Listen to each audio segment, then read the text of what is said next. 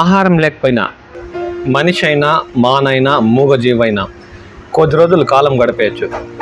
తాగునీరు లేకపోతే మాత్రం చాలా కష్టంగా మారుతుంది. ఇదంతా నేను ఎందుకంటున్నానంటే, ఈ వేసవి తాపానికి మనుషులు ఇంటి లోపల కూర్చొని ఫ్యాన్ వేసుకొని కూర్చుంటే కూడా ఒంట్లో చెమట ఆటోమేటిక్గా అదే వెళ్ళిపోతుంటుంది. అలాంటి ఈ ఎండ తీవ్రతకు మూగ జీవాల పరిస్థితి ఎలా ఉంటుందో ఒకసారి ఆలోచించండి. వాటికి ఉండటానికి ఇల్లు అనేది ఉండదు, ఆహార భద్రత అయితే అస్సలు ఉండదు. అవి సమయానికి ఏ చెట్టో పుట్టో లేదంటే ఏదో మనిషి ఇచ్చే ఆహారం తీసుకొని బ్రతుకుని ఏడ్చాలి. అలాంటి మూగ జీవాల పరిస్థితి ఈ ఎండ తీవ్రతకి ఎలా ఉంటుందో ఆలోచిస్తేనే భయం వేస్తుంది.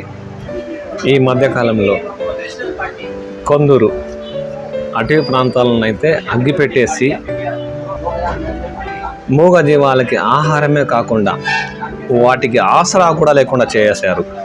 దీంతో అవి ఊర్ల మీద మనుషుల వద్ద ఆహారం కోసం కాచుకు కూర్చునే పరిస్థితి దాపరించింది. కాబట్టి మిత్రులారా, ఈ వేసవిలో మన ఇంటి డాబా పైన ఇంటి ముందరో ఎక్కడో కాస్త చిన్న చిన్న ప్లాస్టిక్ డబ్బాలోనైనా నీరుని వేసి పెడదాం.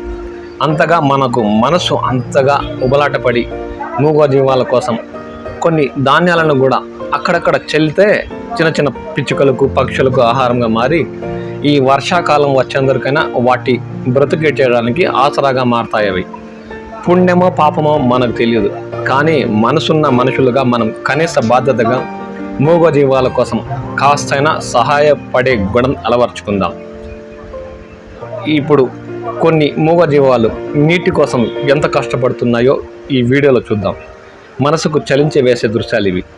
మనకేమో అయ్యో అంత ఈజీలే, ఇదేముంది పెద్ద విషయం అనుకుంటాం, కానీ వాటి పరిస్థితుల్లో మనం ఉంటే మనం ఆ కష్టాన్ని తట్టుకోగలమా అనేది ఆశ్చర్యం వేస్తుంది.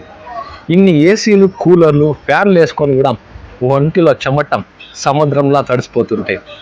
మూగజీవాల పరిస్థితి గురించి ఆలోచించండి. కాబట్టి కొంచెం దయ తలుద్దాం, మూగజీవాలకు ఈ వేసవిలో ఆసరాగా నిలుద్దాం. ఈ వీడియోలోకి వెళ్దాం అయితే.